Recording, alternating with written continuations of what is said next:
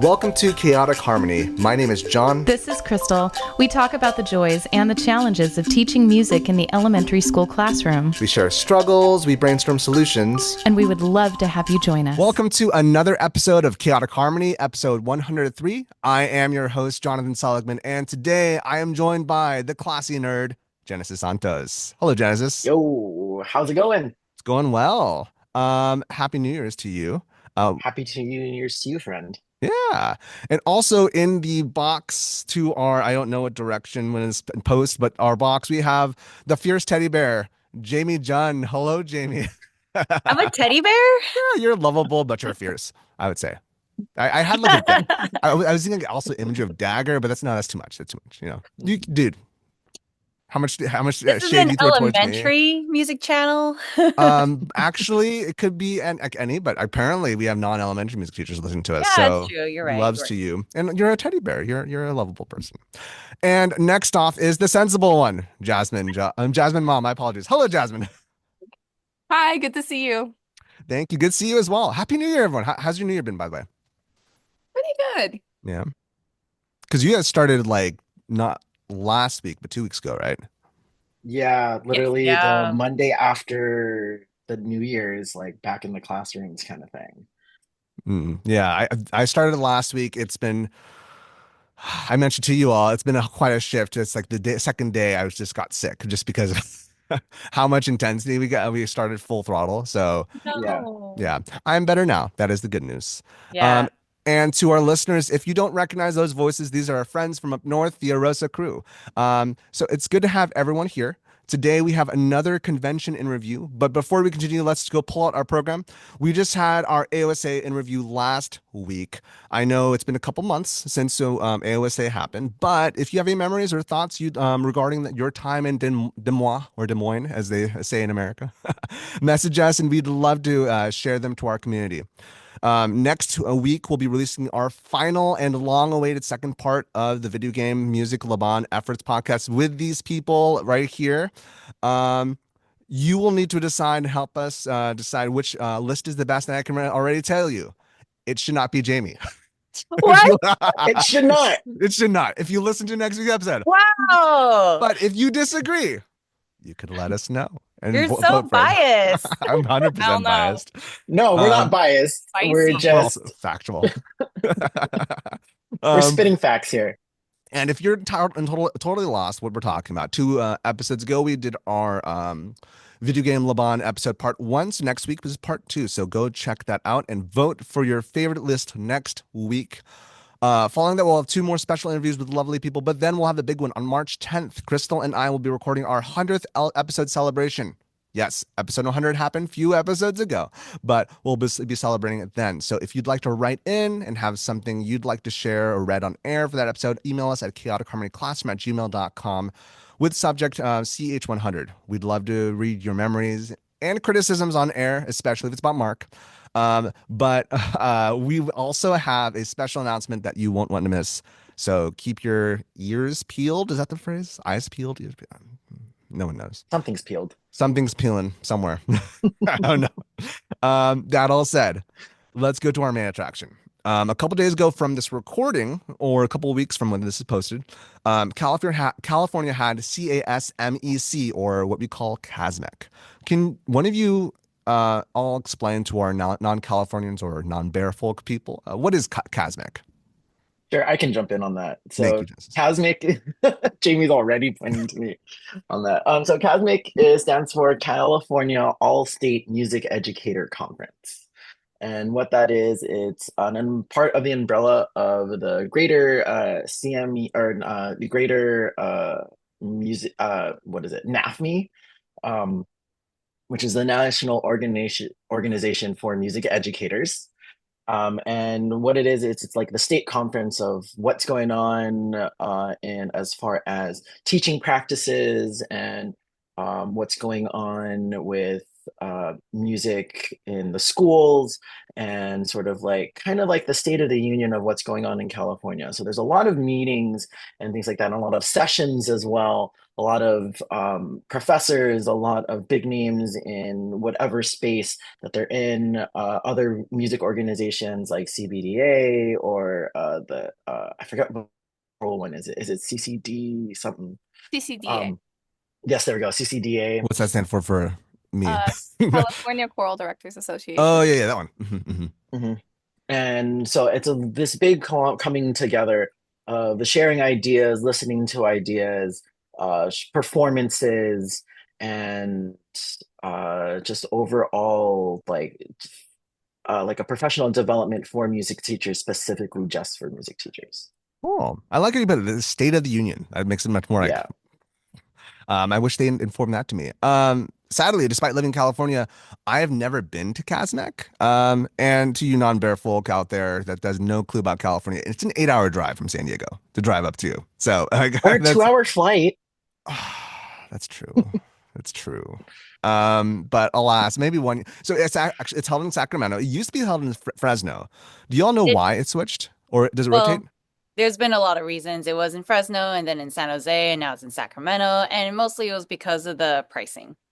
Pricing Mm. and housing. 'Cause Yeah. they have to host all of the all-state ensembles, like the honor ensembles, band, choir, orchestras, and being able to house how many students they need the space for that. And some of the venues didn't have the housing for that, so that was also a reason for a switch. Speaking of housing, you could always stay with one of us, so no excuse there. Mhm. It's the travel and time. Also, it's like the beginning of the year, like then For another Yeah. you, element for me. Yes, I mean even for you, like it's relative beginning of the year. sure. But 1 year, I shall go. So can you one of you explain what's how does CASMEC differ from ORF conference or Oak or even NAM? I know you explained there's a lot of stuff, but like how does it differentiate from other conferences that you've been to? Well, I haven't been to the only two big conferences for music educators that I've been to is really CASMEC and the National ORF Conference, so I can only speak to those two.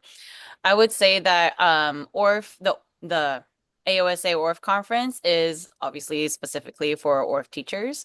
I mean, they have like spread it a little more to like people who teach elementary music, like there's vocal jazz sessions and there are all these other sessions that are not necessarily ORF, but they do invite them over to come. And I've been to those sessions where they include some ORF, but it's not exactly the ORF process or they've been levels trained, but it is mostly geared towards majority ORF teachers.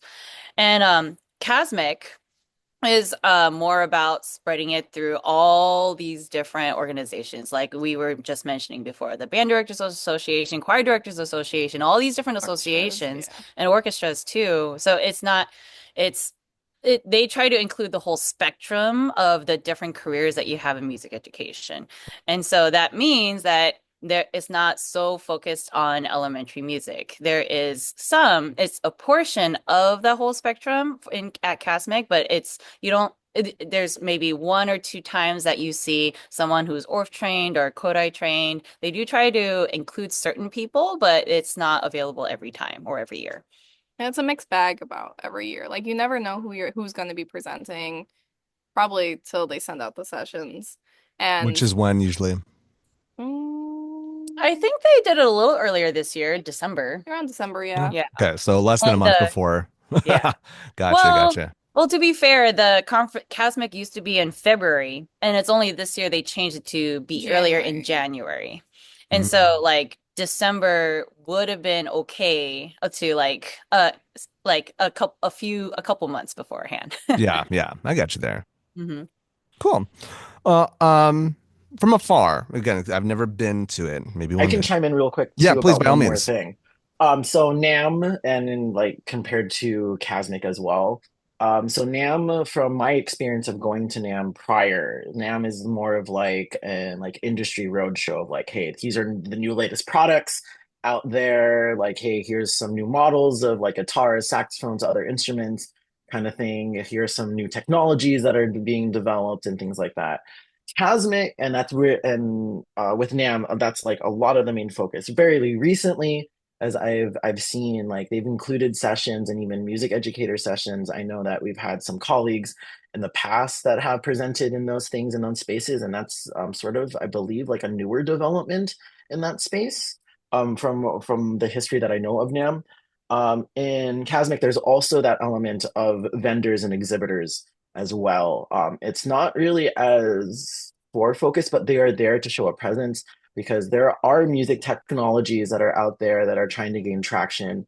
I mean, if you're an elementary music teacher, you obviously know what Quaver is. You have an idea of what music plays is, right? And then there's other things like if you're in the band world, you have things like uniform companies, you have travel companies coming in to help you build up your next music trip with your kiddos. So there's a lot of that going on. Universities also show up for prospect of students, and my capacity this year over there, even school districts show up and even advertise like, hey, we have openings, we have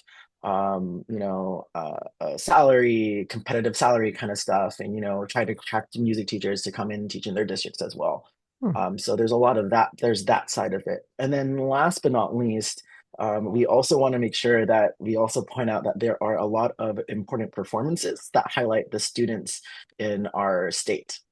So there's like honor band, all state orchestra, all state choir, and that has been sort of like a tradition. And then also like universities come and perform as well. Mm. And the new this year, and which was great because we had a lot of friends do this, is that elementary was showcased in performances. Like they were had a stage.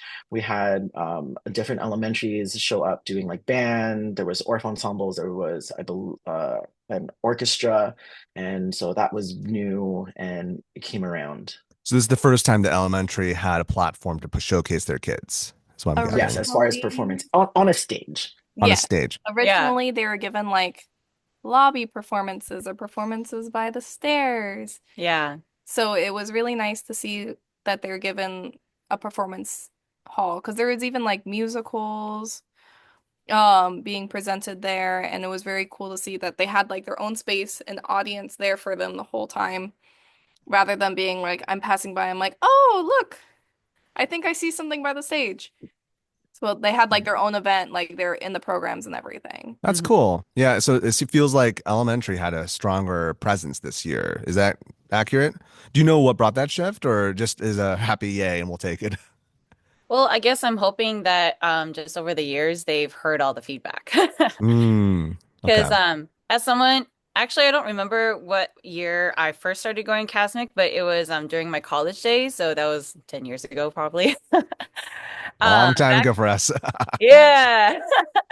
But back then, I barely remember any elementary sessions. And it was like maybe one or two, and then the rest of them were geared towards choir. Not specifically elementary choir, it was mostly like middle school or high school and basically secondary. So every other time when it was band or orchestra or choir, it was usually geared towards secondary.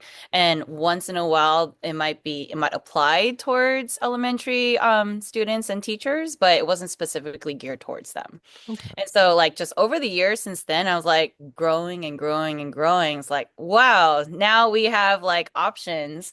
Now we have like these elementary showcases that this is the first time they've been doing that this year.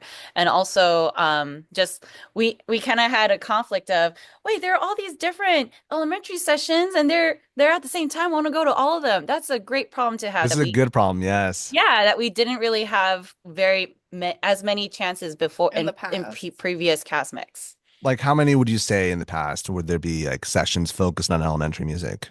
Last time, I think there were last year or year before, one of the years I was like, there's only 11. Where I was like, we went through the day and I was like, I had to go to these sessions because those are the only like kind of ones geared towards elementary teachers. Right. And then if I didn't have anything, I was like, well, I guess I have an extra lunch break. I guess I can discuss some of the sessions with other people. And just for context to those who haven't been to CASMEC now, like this year, you said 11 was before approximately how many? Just to give some number weight. Let me see. 11 as in like 11 Sessions. 15-minute sessions. 15, sorry? 50. 50. 50, 50. 50. Okay, okay. Yeah. And I think 2 years ago it was less than that. Hmm. Yeah, it was Yeah, I less. remember when we went a while Hmm. ago, there was like they were even harder to find. Hmm. Hmm. But now I think there was like There was it 21 this runs. year. There we Okay. go. Yeah. 21. Cool. Almost double. That's awesome to hear. And yeah, I've noticed. Yeah, this year it was like a different kind of energy, and I'm glad to hear that there is a bigger presence of elementary, uh, being present. Like, also, would you say that there were more elementary music teachers just there in general compared to years prior? Yeah, ignore that. Did Yeah, you I get would mine? say so. Yeah, I would say so. Also not that, but like what I appreciated about it this year was there was more emphasis too on like sort of the different approaches in elementary. Like there was this company that I believe it's called Make Music, who were like focusing on like they did the ukulele session. There was a representation of Gordon. There was an ORF. There were several ORF presenters going on as well in the seat. And yeah, Jamie. Well, actually, so let's just segue to that because, like, Genesis, I do want to hear your thoughts on some of them. But Yeah. Jamie, I heard that there was a certain presenter that presented CASMEC. You want to share about that? Who are you? So, Jamie John, you presented at CASMEC this year. So, could you explain to us what did you teach? What was your session on? My session was called An ORF Approach to South Korean Games. Okay. It's something I've been developing for a few years now, as my colleagues know that I like playing games. I'm very playful. And it's been a very personal, vulnerable journey for me because John, one of the reasons why like I connected with you is because in your podcast and in our conversations and with everybody here, we've talked about imposter syndrome. We've talked about growing up with that feeling of like not feeling like you're good enough. And so just over the years, I kind of like went through a lot of challenges and had a lot of support from mentors and colleagues and friends. And so I was finally like, maybe this is valuable enough to share. And so this session was geared towards a couple of Korean games that either I grew up with when I was a child, when I was living in Korea, and also just taking my own drum lessons through Zoom. I've been taking some traditional Korean drumming lessons online, and I've based off of my own lived experience as a Korean American and also like being a music educator. And through the ORF process, I was able to combine. It was almost like a culmination of those lived experiences, and it seemed like everybody had a good time. Awesome. And when I teach, Were you two there, by the way? Jasmine and Genesis? Yes. yeah. How did she do? She did Well, amazing. I would like to hear what Jasmine says first. She did amazing. I wasn't able to participate. I was recording, so I was like Uh, the whole time. So I was more watching it just from like how she was going through the process. And like for me, I guess I'm kind of nosy, but I was also listening in on what people were saying and like how they were reacting to a lot of things. Um, which I thought was really cool because like sometimes I saw some worry of like, I don't know if I can pronounce this. Like, Sorry, say again. I don't know if what. oh, let me see. Can you hear me okay now? Yeah. Just Okay. I just need to scoot in. But there was like some instances where some people were like, I don't like I saw some wide eye when Jamie was teaching everyone how to say hello in Korean. And so mm, like, oh no. But then like by the end of it, you could see him like, oh, I got this. This is that's easy. No cool. worries. So it was so cool to see that progression of like, I don't know. I'm kind of hesitant here. To by the end, like they're totally into it. They're moving, they're confident. So it was just really cool to see those progressions with all of the those participating. The beauty of learning through games. Yeah. Yes. And then on my end, like not only did the crowd was really great in that room, but as someone who has been with Jamie on this journey of like presenting at conferences together and like we help each other out, we talk, we throw ideas at each other, like as much as like we bicker as siblings, right? We're very much like intentional colleagues too. And so like seeing like this version of like what she was doing and the growth from like the first iteration to the second one that I've seen to whatever nth this one was like seeing like her process, and not only that, but the level of comfortability now that she has, and the a level of like presence, and how much like I don't know if you're aware of this, Jamie, but I will say this, like the way that you teach how you demand the room has been like phenomenal, and like Mhm. to witness and experience that, and to like to go through all of that. You Yes, can't the hide from whole that, point Jamie. of doing all that. Yeah, you can't hide from that. Like I will say like it's been like it's seeing the growth and everything on that has just been amazing. And to now see like colleagues and friends do that and be that in front, like it just goes to show like for other people who have always wanted to do this, like you have who are scared of like, hey, I have things, but I don't know. Do it. Like seriously. Um, the I know Jonathan has done it from time to time. And I've done it from time to time. And one of our colleagues and mentors, her name is Tiffany Barry. She's been on the podcast here, Yep. regular concurring, is just like everyone has something to say and that it's meaningful. And sometimes it takes you to be that person. It takes you to be that person to inspire another music teacher, another person, another colleague. It takes your voice.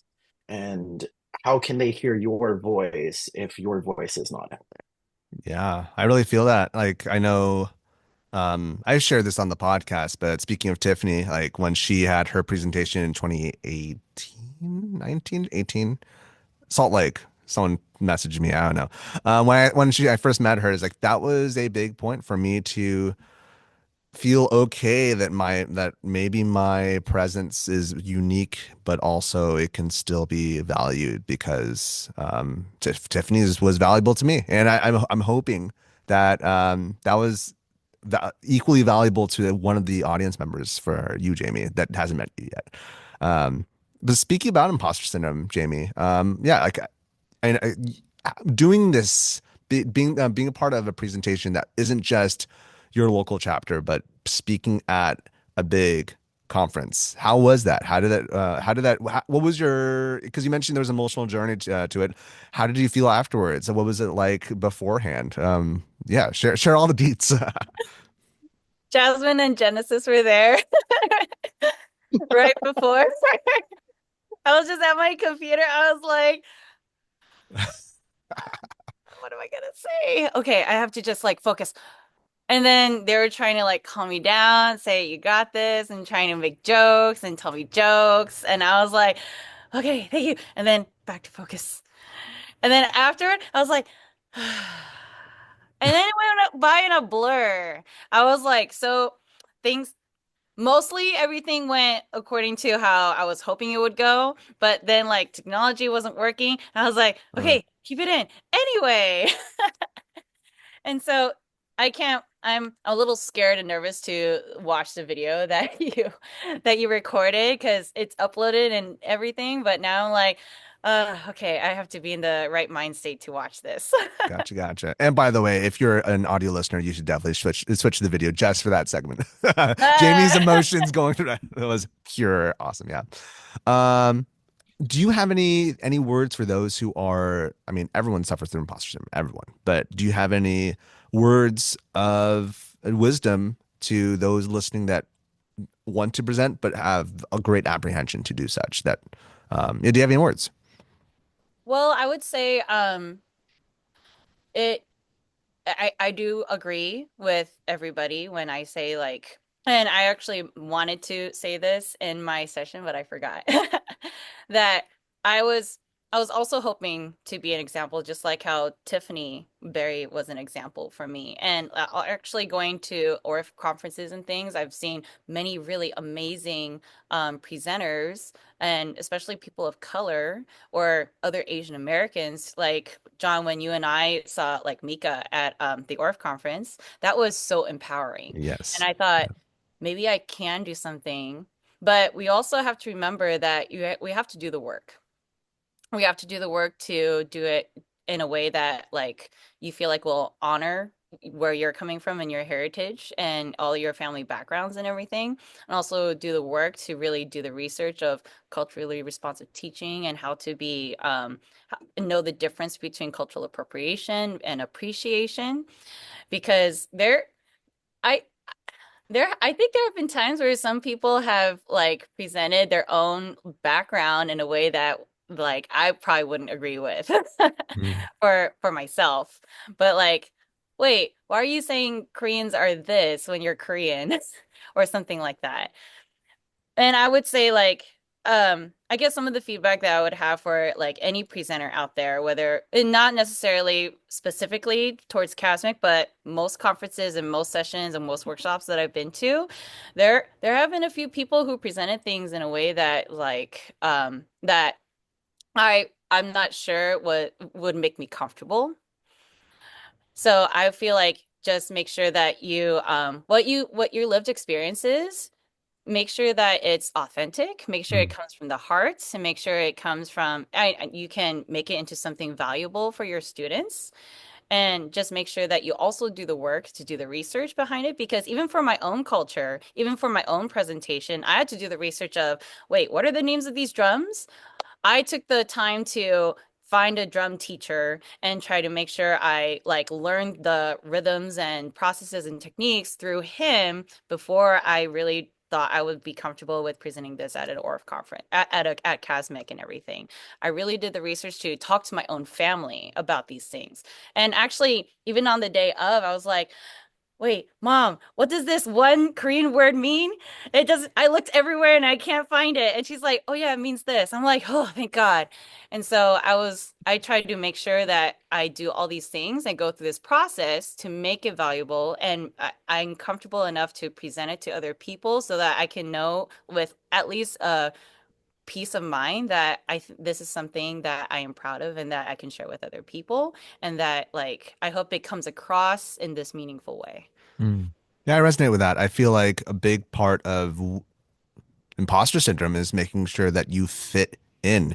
And oftentimes the approach to fitting in does things that aren't exactly authentic to who you are or your culture. So I like that advice. And yeah, even though it's nice when like people uplift you saying, yeah, you can do it. It's really, yeah, but it takes hard work to make sure that you are ready. And I feel like the hard work even backs up, or rather, should I say, dilutes the doubt because you have done the work so that you are assured, as you mentioned, just calling your mom to make sure or texting your mom to make sure that your work is correct.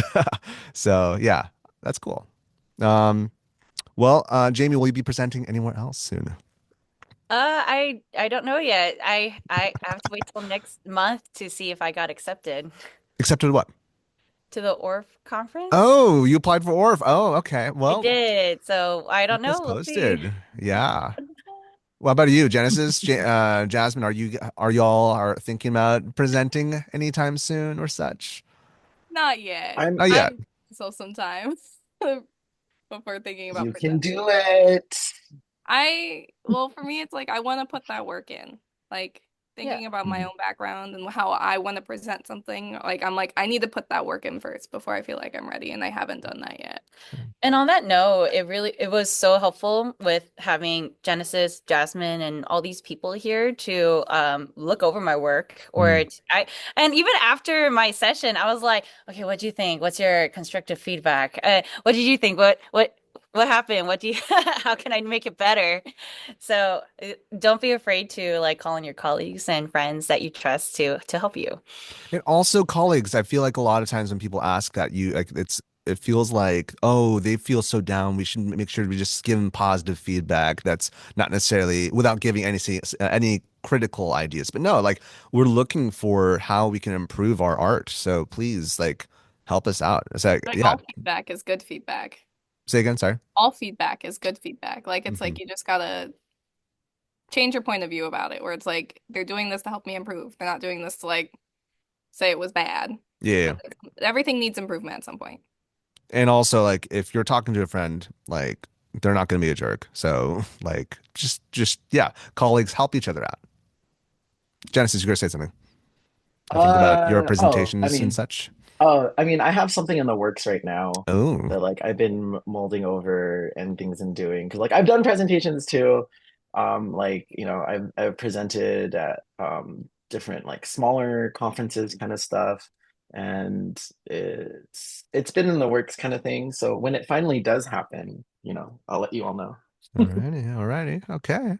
Um, let's go switch back to broader cosmic. That was great. Thank you for that. But let's switch back to broader cosmic. Two things I want to ask y'all. So if you could think about, other than Jamie's session, was there anything else that stood out that was pretty awesome? Each of you. So as far as sessions go. Yeah. Do you want me to go first while the two of you think? Sure. Yeah, 'Cause I yeah. thought about this. Go for it. So one of them was a session called Windows and Mirrors. And this one was a session on like using world music pedagogy in context of how like you have students experience it, right? The idea is like windows are the idea of you're seeing through and you're seeing the culture, mirrors having it reflected back to your students kind of idea. And listening to how this professor, I forget his name, and I pulled up the notes and everything that I had, but I didn't write his name down. I just know that he's currently the music education professor in Utah. And he brought up some really good points to the in his session, and just even showed process. Oh, Jamie, go ahead. His name is Dr. Jonathan Dillon. Good name. Yes, Yes. That's all. yeah. And like seeing how that works, like if you're not familiar with world music pedagogy, it's a way of introducing and having introducing other musics that your students are unfamiliar with, and you may not be a culture bearer in it, but what is the most approachable way for your students to experience and not only the music of this culture, but the culture itself and how this music is produced and how this music is made, and giving that experience to their students. And so there's things like a lot of listening, a lot of engagements that goes along with it to process it. And being someone who's does a lot of reading on music philosophy and music pedagogy and things like that, like to see someone to do it in person, right, putting the action into the words that you've been reading, it was very enlightening and very awesome to see. His take was coming from that fact that he did a lot of his work in Alaska and he worked with a lot of indigenous students in Alaska, and so how can he make that more apparent to not only the students who are Native Alaskan, him being an outsider, and then also teach it to students who are also outsiders with him. And how Mm, can he honor that with having all those different positionalities in the same room? And so that was a very amazing presentation of of how this approach can be done in a meaningful way. okay. Cool. I'd love to, yeah, I'd love to search this dude up and see more about his stuff. Thank you, You Genesis. should. Jamie or Jasmine? How about you? I was like bouncing off of Genesis's one because I was in the same session and I really loved all of that he was explaining. But he also talked about, and this really resonated with me, was like when you're having a student demonstrate something, or if you're having a student represent their culture, how to make sure that they're not taking too much of the weight of representing a whole culture Mm, mm. on themselves.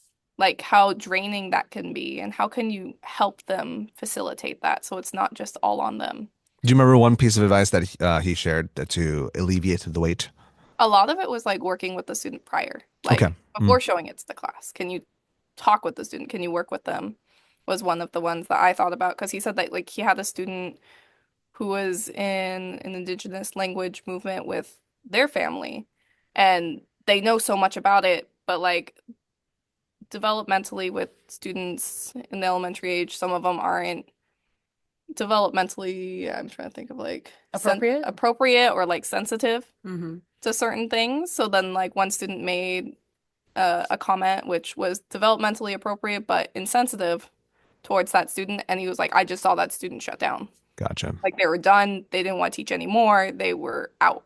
Just Mhm. about because episode, yeah. you're hearing all of that from one comment. And he was like, and it was expected from this age group, but doesn't make like the hurt any less. Right. Hmm. So being able to help like alleviate some of that weight on the students or being mindful at the very least that that could happen Mhm. Gotcha. is something Yeah. that I was like, oh, yeah, that's something I want to make sure I keep in mind. It's kind of like when you have a student teacher, like you're working with them because they are teaching to the class essentially. So it is a student teacher. Um, but cool. Okay. I love that. Thank you, Jasmine. Jamie. Other than yours. So, I was the one who recommended this session to these Oh, okay. Windows and Mirrors because I saw him last year and I thought, wow, this is he knows he knows how to actually apply what he's teaching. And so I was like, I want to go see him again. Another one that so I was so focused on like preparing and having the mindset for my session that I didn't go to as many as I usually do. But I did go to Andrea Donahoe's session. Oh, Yeah, yeah. so she's a levels teacher at San Francisco Orff School, and Jasmine had her as a teacher, but I never had her as a teacher. So we invited her to come to present for us in Sacramento, and then I also went, and she became like a really good friend of ours now. So she's also a part of our community of colleague friend, and so I went to one of her sessions, and it was really, oh man, it was really nice to see her personality and be playful. She went through a book and she got us to like easily get to the barred Bards. instruments.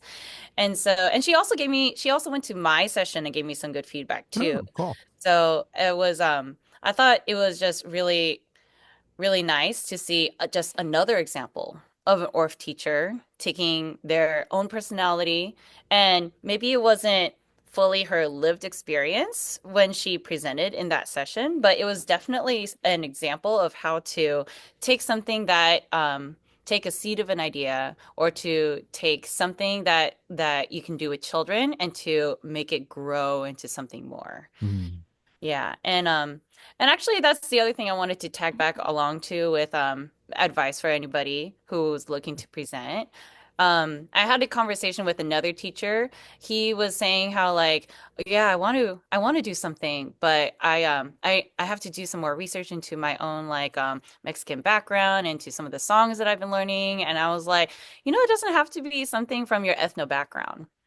And so like some of the like for me, the going through the Korean American experience is personal and Mhm. is a lived experience for me. But for people who don't have like who are not of that culture, you can, or maybe you didn't grow up in a Korean family. Maybe you were adopted. Maybe you were something else. Maybe you have a different situation. What is something that you grew up with as a child that is meaningful and dear to you that you can turn into a valuable experience for your students? Yeah, I think your culture is still gonna stand out, even if it's Yeah. not rooted in specifically X culture. Yeah. Cool. I like that. And yeah, I was we're levels is we're starting from zero again this year. And I was actually hoping to get Andrea to be our level one instructor, but alas, that didn't work out. Yeah. But Kat was gonna be helping us out. So it's still good stuff. It's still good stuff. Awesome. Cool, cool. So thank you for all of that. I am now curious because it feels like we're doing a lot of conventions in review. So if you were to give this year's CASMEC on a scale of 1 to 10 chicken nuggies, what would you give it? For your needs, obviously. There's no like objective review, but yeah, for your desires and needs, what you would need as an educator. This year was interesting for me because although I did wear my educator hat when I did go to sessions, that was not my capacity that I was there. Um, I was there as an exhibitor, promoting my school district, trying to, uh, advertise and, you know, um, get people to consider, working for my district kind of thing. So I was manning the booth a lot. But I will say the sessions that I did go to overall and the things that I experienced this year as compared to my initial time Chicken nuggets, I'd say somewhere between a 7 and an 8.5. Oh, wow. Okay. Just so shall we just put an eight? Just because that Let's is put an vegan. 8. Let's put an 8. Yeah, Eight just chicken because it's nuggets. vegan. It's 8. Okay, cool. That's a good score. Awesome. Yeah. Jamie or Jasmine? I would give my experience like 7 chicken nuggets. I had some really good ones, like Jamie, and like the Mirrors and Windows, and like Andrea's, and there was a few, but there was also some where I left feeling like I was like, I did not like that. Mm. Oh, Where or I would like there were some sessions where I'd walk in and it was geared towards elementary, and the presenter would say, I've never taught elementary. And I was like, oh, wait, it's geared. Oh, God. it was geared towards Yep. elementary and the subject, and they're like, I've actually never taught this. What So was, like, then without giving names, obviously, but just out of curiosity, like for that presentation that you went to, what was their reasoning for doing that session? What was their I think background? we were part of a group, Okay, like they were sponsored by a group that provides those resources. But the thing was, I was like, I wouldn't present then to all of sure, California. definitely. That's not something that you've taught before to children. Like, I'm sure it's great being taught to teachers, but teaching music teachers is very different from teaching young children. Yeah, And for me, I was like, I don't think I can take anything that I've learned back from my students just by because it was like even when watching how because I tried to give the benefit of the doubt, but after a while, I was like, I don't think I can bring this back. sure. Okay. And I had a few sessions like that, and I think also because it's really hard for me to just sit still. And for me, sessions where I'm sitting still and like just listening to someone talk, I tend to just go like, oh, what do we? And Isn't it's that really hard. every single Squirrel. elementary music teacher? Sorry, And second. so I was like, when are we gonna do something? Are we Mm, gonna do something right now? And I was like excited because they're like, oh, we're gonna get to this part soon. I'm like, okay, when soon? I'm ready. I'm ready. Like, let's go. And then sometimes they just run out of time, and I'm like, okay. yeah. I'm sad. But then Okay. that's why I was like 7 because I had some really good ones. But I also had some where I was like, it wasn't what I was expecting. Like I got kind of catfished. Gotcha. So, ways to improve for CASMEC. Don't place catfishes out there. So, I would say an 8 because of all my previous experiences with CASMEC because like as we mentioned before, it has improved a lot.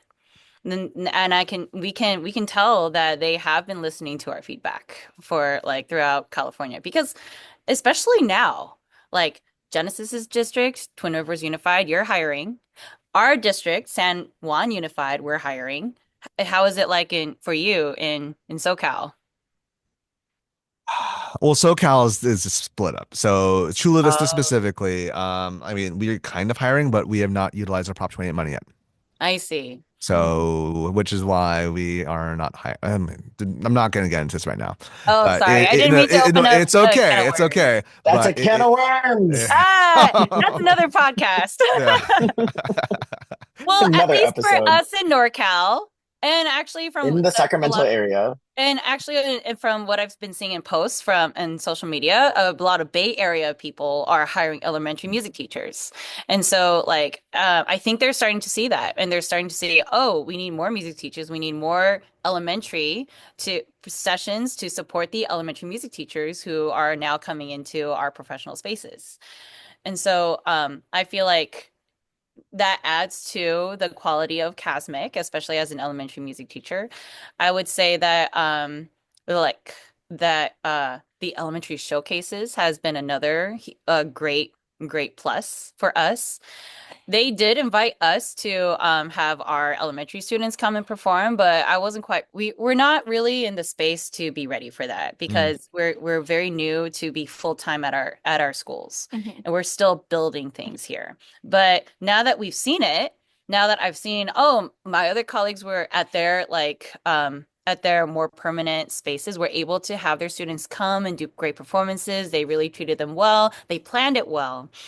And so now that I've seen the example, I could be like, okay, I know what to prepare for. I know how to like get my students for not just for our choir concerts coming up to have them also perform at this. Then we can do that's doable. We can gear towards that as a goal for the future. Okay.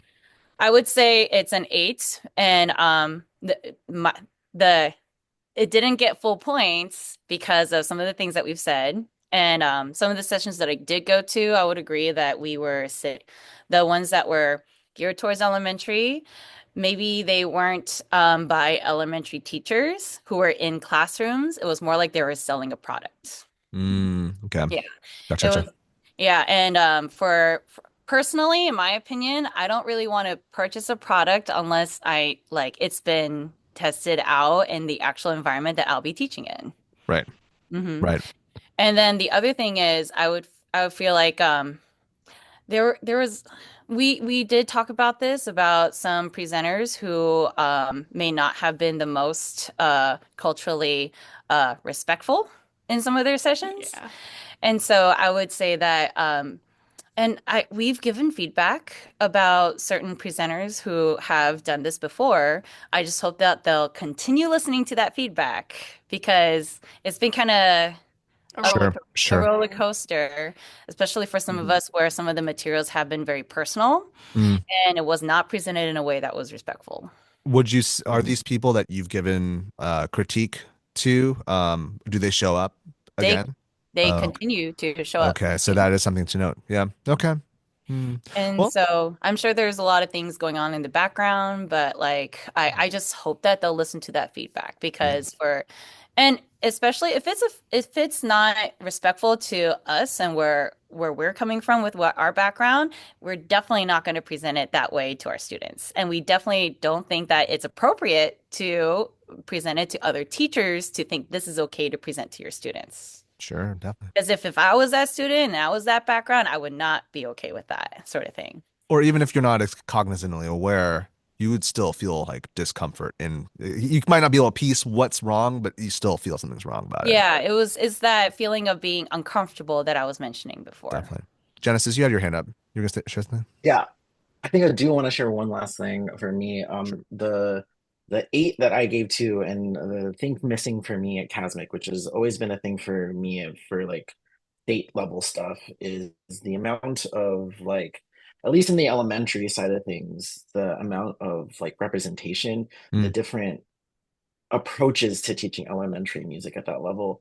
I always feel like we need to be very inclusive in making sure that at the elementary level, if we're doing that at the state, is we're showcasing how these approaches are being taught in our state. So Orff had a presentation, had a presence through Jamie, through Andrea, the Gordon Institute, which is now gaining traction here in California. We had some representation over that. And going over through like the list and things like where was the representation for Dalcroze? Where was the representation for Kodai? Where There were were some some Kodai others? sessions. There were some Kodai. Yeah, Okay, there were one There's or two. Are two. Okay, so this is speaking out of pure ignorance. Are there a lot of Dalcroze teachers in California? not that I'm aware of, to be So honest. maybe that's just representative of our state then. But Yeah. that's Um, valid. That's valid. Yeah, like the fact that you didn't see any Kodai folk, even though they were there, is like yeah. that's what you saw. Education through music, the Richards Institute kind of thing, like those kind of things, like just being more cognizant to making sure like not only the people who are presenting are, are have an experience in that background, but are of a caliber and of a level that speak to that particular approach well. I've been through um some sessions in the past where the presenter themselves do not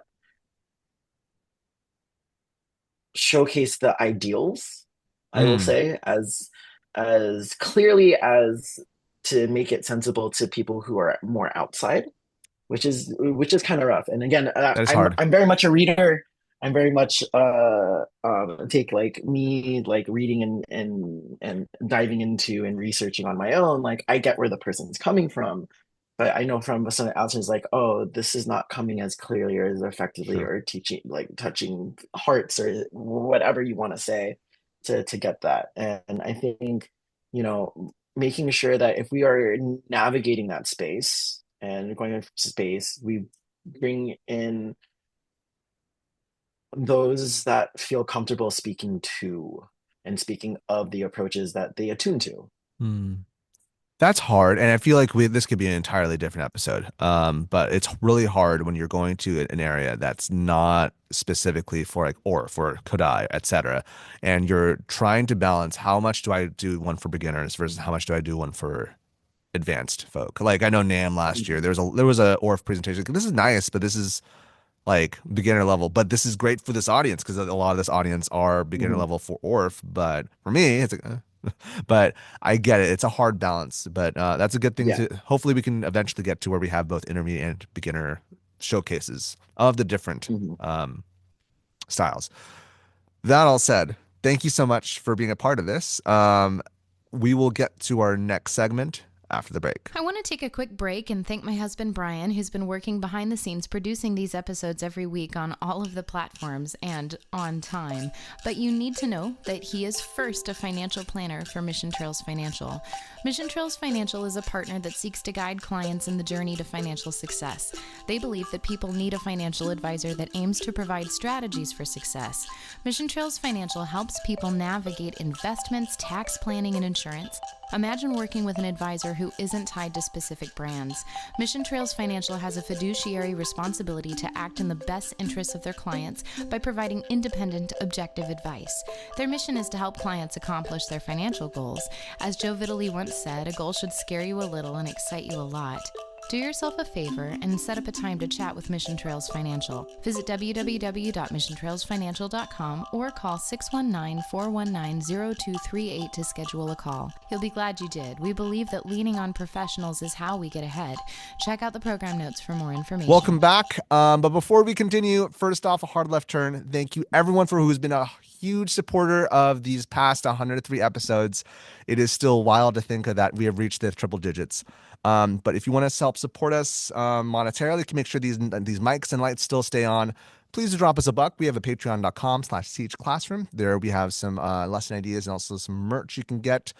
Jamie prefers the dark colored shirts, so that way you can get that Chaotic Harmony dark colored shirt over there.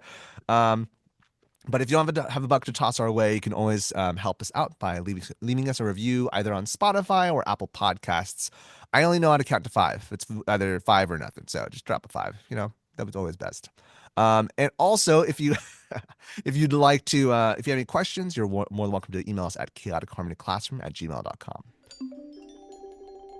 Round of the week. We're gonna do this something a little bit different. We're gonna do we're gonna do a round of the week, but it's gonna be a little bit recorded in the future. Jamie and Jasmine are going to have their round of the week in 3, 2. Hi again, this is Jamie. So, Jasmine and I agreed and talked about a song to share, and we thought that this one would be a nice one to share for everybody. It's called El Zapatero, and the version that we are singing from that you can find on YouTube is by Canta Juego, and they have their own Mexican version online.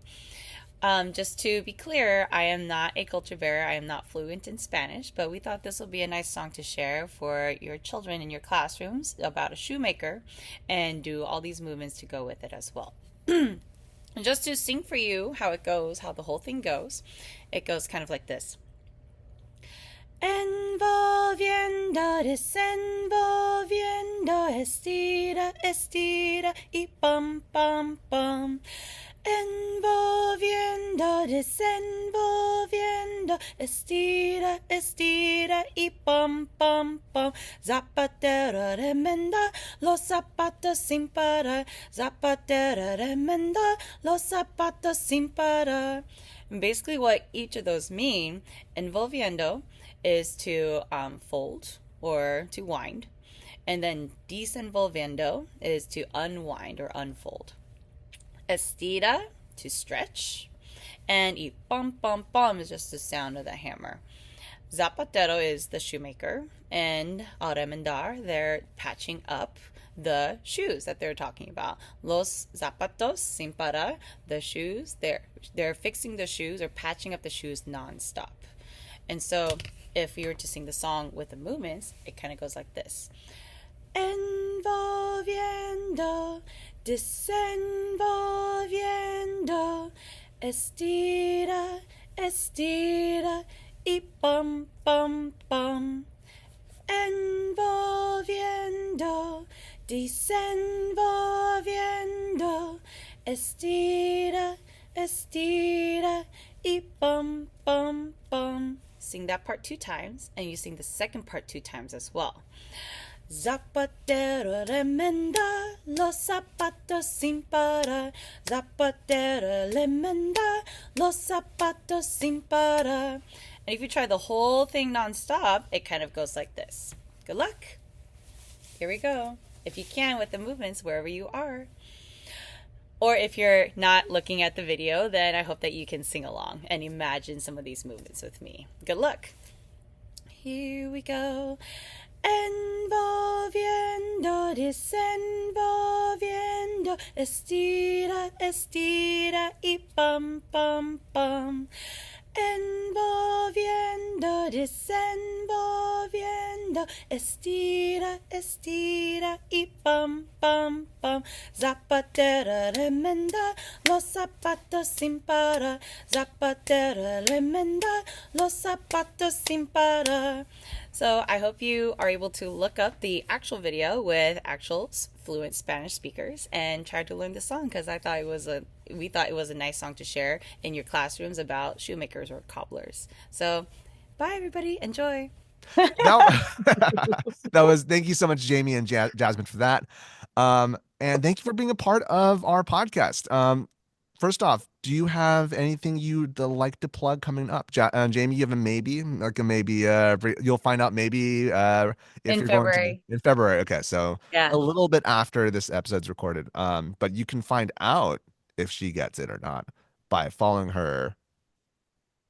Do you have something? At JMEJUNE on Instagram. Or it's the incorrect way to say my name, at Jamie June. Gotcha. Jasmine, do you want to share your socials for people to say hello to you? Sure. You can find me on Instagram as Jasmine Rice Flour. Flour like baking flour, not like the flower. plant. Yeah, plant flower. And Mr. Santos, you want to share something? Yeah, if you want to reach out on socials, Instagram, you can get me at Mr. Santos Music Teacher. And you can also, if you want to email me directly, it's Mr. Santos Music Teacher at Gmail. And you can find me at Mr. Seligman, MrSeligman, on all the socials, be it Instagram, Blue Sky, Facebook, whatever. And also you can find us at CH Classroom on the socials as well. And if you want to drop us an email to share before March 10th for our 100th episode, or your thoughts and memories or criticisms towards Jasmine or something, I don't know. She's only been on 2 Jamie. episodes. I already flew flack at Jamie already. I want to spread the wealth. It's my turn. You'll get yours eventually, Genesis. But if you want to share your thoughts, please make sure you email us at chaoticharmonyclassroom@gmail.com. Thank you, everyone, so much, and bye. The Chaotic Harmony podcast is a joint project between Crystal Pridmore and Jonathan Seligman. You can find us online at chaoticharmonyclassroom.com. You can email us at chaoticharmonyclassroom@gmail and let us know what you think. Give us feedback about what you would like to hear in future episodes. We're on all the socials. Find us on facebook.com/chaoticharmonyclassroom. You can find us on Twitter at CHClassroom, Instagram at Chaotic Harmony Classroom, and you can even find our episodes on YouTube. Chaotic Harmony is the name of our channel. Special thanks to Bryan Pridmore for his help with production and equipment. www.pridmoria.com.